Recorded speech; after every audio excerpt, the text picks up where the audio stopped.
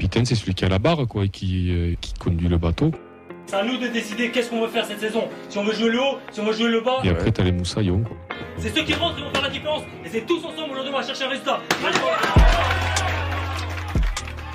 Bon, messieurs, on va commencer ce débat déjà avec nos notes. On a eu le conseil de classe qui est passé. On a eu tout le monde qui est passé au conseil de classe. Et le résumé, les moyennes des 5 plus belles notes, réseau, feuille de match confondues, nous donne que Nicolas Hyssen termine en tête avec un 17,74. Guillaume reste numéro 2 avec 17,70. Sierro numéro 3 avec 16,93. Ogbo 16,91. Et Dalingra 16,42. Bon, c'est assez cohérent quand même avec ce qu'on a vu. J'aurais changé Dalinga à Gbo, à part ça, oui. T'aurais mis Dalinga Pio ? Oui. Devant Gbo. Ouais. Juste ça. Ouais, bon, ça reste quand même un petit peu cohérent. Mais... On n'a pas les 5 plus mauvais, non? Non, quand même par aspect, c'est des gens qui ont une famille, des enfants. Il y a du Donum aussi. D'ailleurs, du Donum, je pense. Ouais, Donum, Sissoko. Kamanzi, t'es pas fou. Kamanzi, Sissoko, je plus Kamanzi. Kamanzi dans le top 5e. Moi, ce superbe bouquin m'a permis de me rappeler que Kamanzi a fait 4 passes D quand même. Ouais, c'est le meilleur passeur, je crois, non? Deuxième meilleur passeur. Dans ce bouquin, il y a plusieurs fois où Donum apparaît comme quoi il était dans le meilleur des stats. Comme quoi. Ah, il a fait des passes D aussi. Je me rappelle pas, mais il a fait des passes D. On en profite juste pour remercier tous les gens qui ont voté sur les réseaux. C'est quand même assez cool. On avait à peu près 70 personnes en moyenne, ce qui a fait quand même assez représentatif. CNews fait un sondage à partir de ça. Bref, pardon, excusez-moi. Et surtout Ben pour avoir travaillé pour créer les moyennes et pondérer tout ça. C'est quand même assez cool. Voilà. Et Eva aussi, nous avons fait tous les jolis visuels qui sont sortis. En parlant de Ben, tiens. Il nous a donné son bilan, messieurs, avant que tout le monde donne un petit peu son avis. Il a mis qu'il y avait vraiment deux visages, celui du TF 2023, Europa League et Ligue 1. Europa très très bien, beaucoup d'émotions, deuxième de poule, la joie, etc. Mais en championnat, on s'est fait chier. Ça jouait pas top, peu de moments de plaisir. 2024, Benfica, c'était fou. En championnat, beaucoup mieux grâce à un changement de système et la remise en question de Carles. Qui retient le négatif, les matchs de la saison, la sortie de Daninkra, le maxi point perdu dans le temps additionnel, les mensonges de Colomoli dans sa dernière conférence.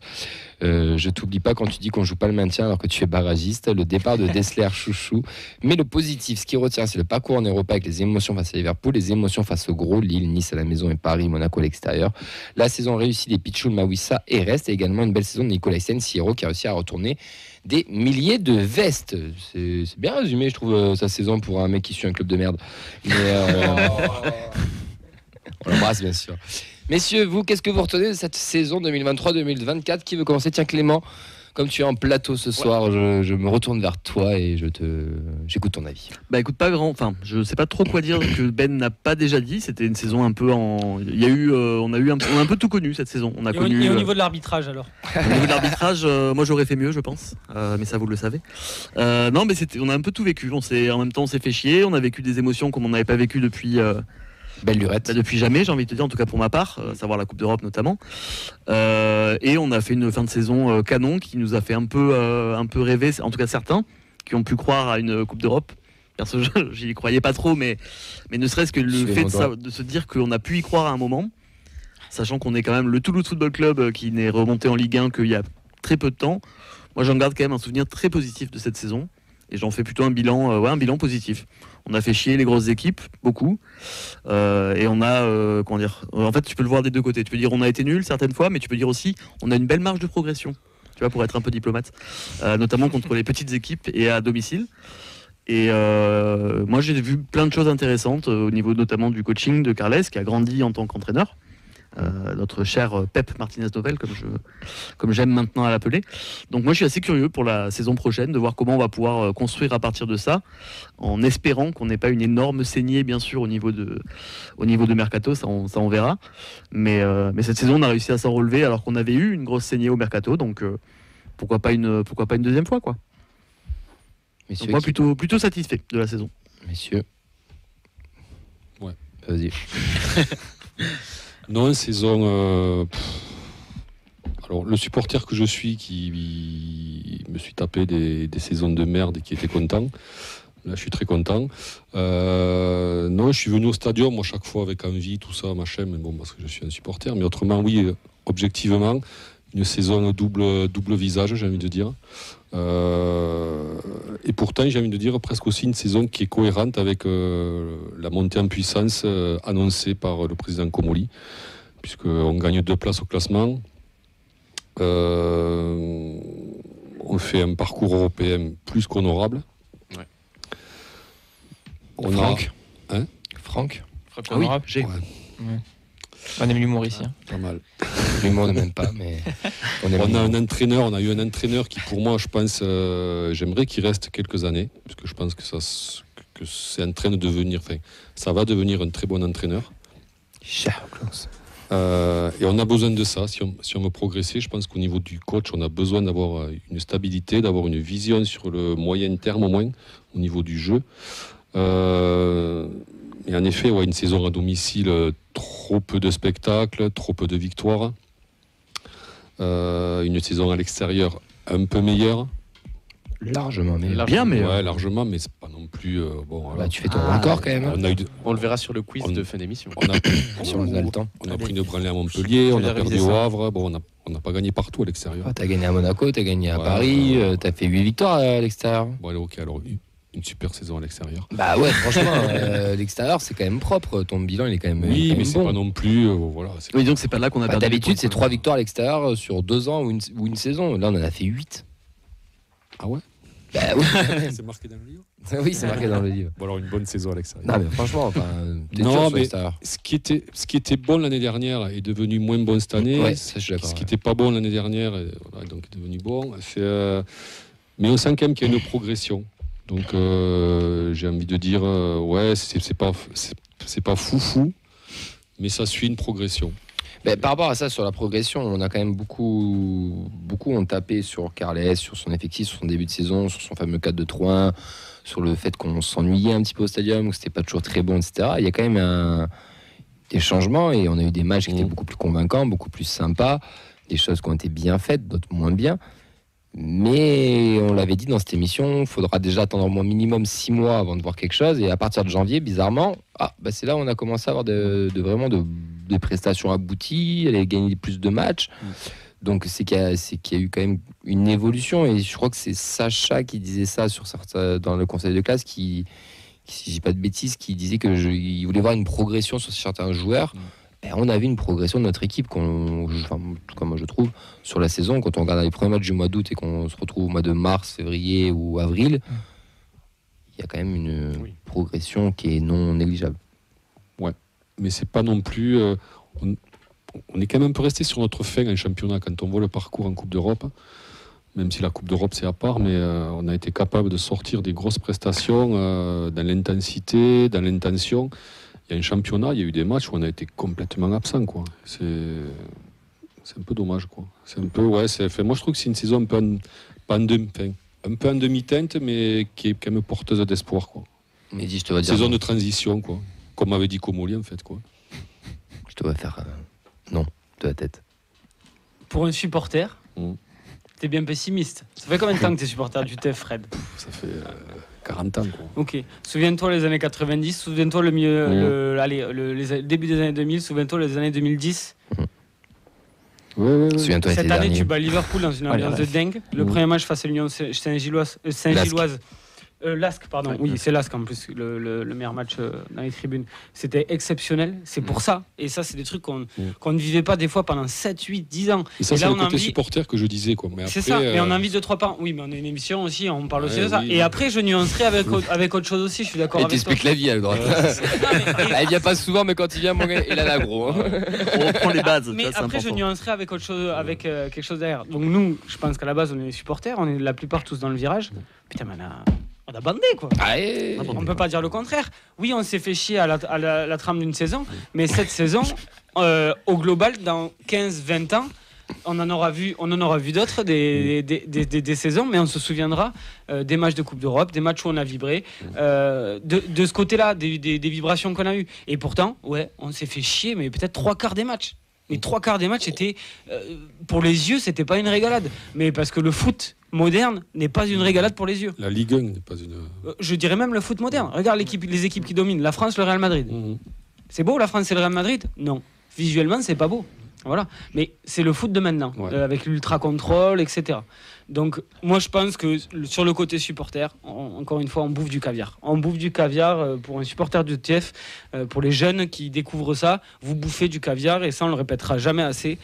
Profitez-en parce que dans 2-3 ans, on va peut-être prendre 10-15 piges de purge et voilà. Peut-être pas, hein. Mais- Mais qu'on est en train de construire quelque chose aussi.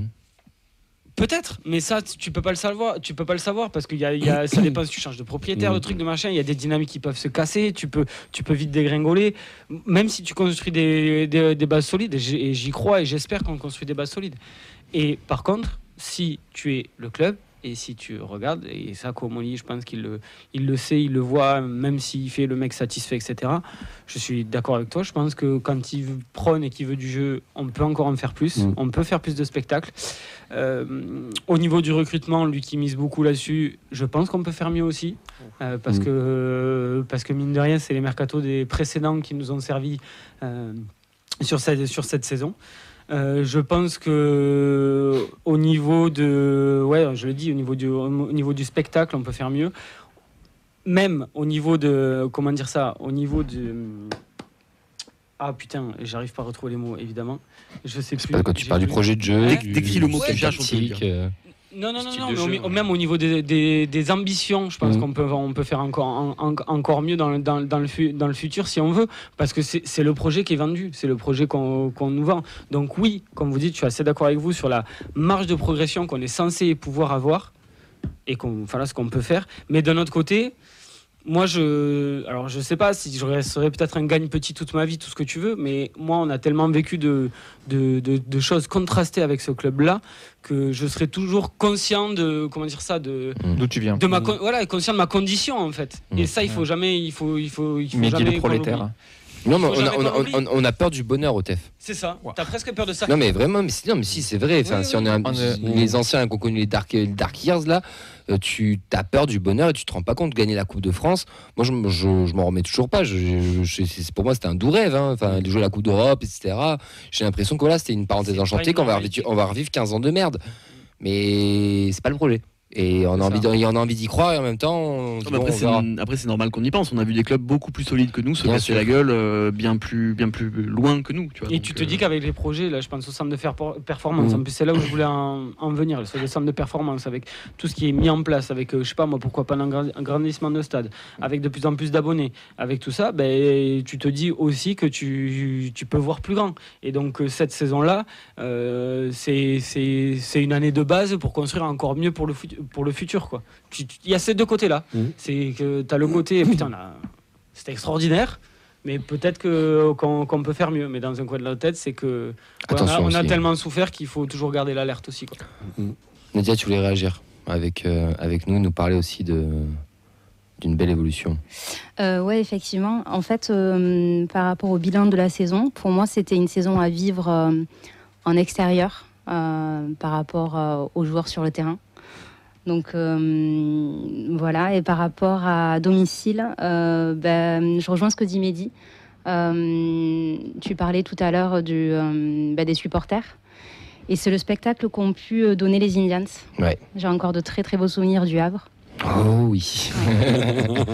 Et, Le match, on l'a pas vu, on est d'accord. J'ai des super souvenirs du doublé de Mohamed Bayo. Je sais pas de quoi vous parlez, les gars. Donc voilà, pour moi, c'est vraiment ces pensées-là que j'ai, en tout cas, sur le bilan de la saison. Ben, c'est ce que tu dis, c'est intéressant parce que ça va de pair aussi avec ce qu'on a vécu en tant que supporter, comme Mehdi l'a dit tout à l'heure. Et le taf des Indians, derrière les Indians ont grandi. On est quand même passé de 300 quartés à 3000 quartés. Les chiffres sont pas exacts, mais dans l'idée, c'est un peu ça. Et c'est en train de continuer dans cette chose-là. Je sais pas combien il y aura de quartés l'année prochaine, mais on tend à avoir à peu près le même nombre de quartés. On a eu je sais pas combien de tifos cette année, je dirais une bonne dizaine au moins, dont tous les 2 matchs. Oui, ouais. c'est ça. comme elle a c'est dit même pas Nadia, match, ceux du Havre où il y en a quand même 4 qui sont exceptionnels. 4 en Europa League. 4 en Europa League. Il y en a eu à l'extérieur. À l'extérieur, clairement. aussi. À Brest. Il y en a eu à Brest aussi, oui, c'est ça, avec les Westeros. Enfin, Il y a un qui a été avorté à Lorient. c'était Westeros, c'était Lorient, exact. Brest, c'était les 30 ans.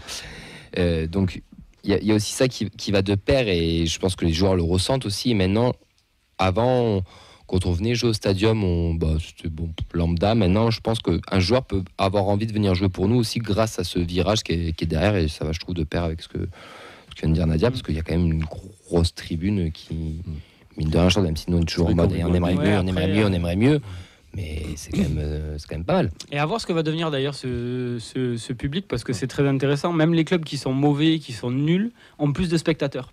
Il y a une tendance depuis l'après-Covid, de toute façon, à revenir au stade, à se replier sur une identité locale. Il n'y a pas que le foot qui le voit, le top 14 augmente ses spectateurs, le basket, partout. Les gens vont voir le spectacle sportif parce qu'ils se rabattent sur l'identité locale et donc à voir si c'est un public qui va durer, si ça va durer dans le temps, est-ce que c'est provisoire, est-ce que tout ça aussi, je pense que les Indians, il faut qu'ils profitent de ces belles années, parce qu'on ne sait pas si ça va durer, et ce qu'on voit, le spectacle qu'on a en tribune, combien de temps ça va durer, c'est pareil quoi.